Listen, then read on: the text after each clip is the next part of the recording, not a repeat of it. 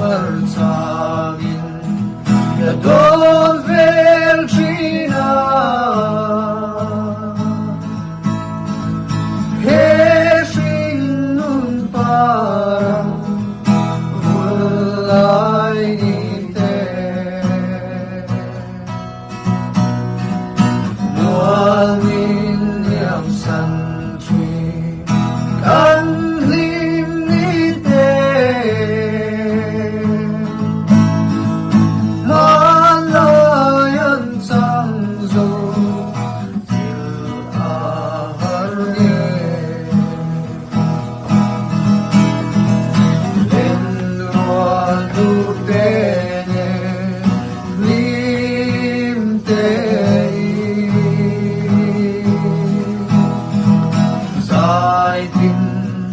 Kan volay ka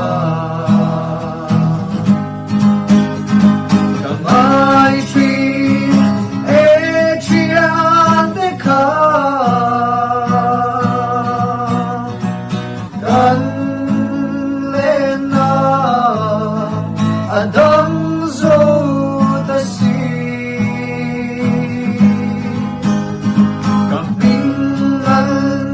siya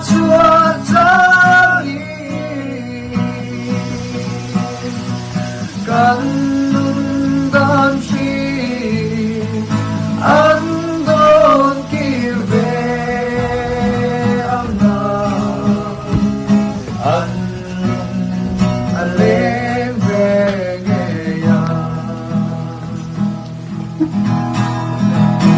an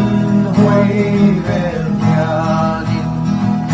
tamkin damya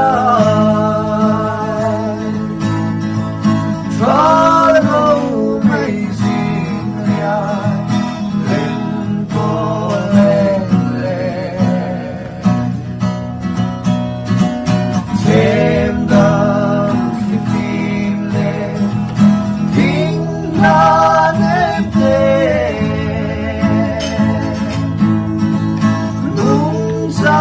siyang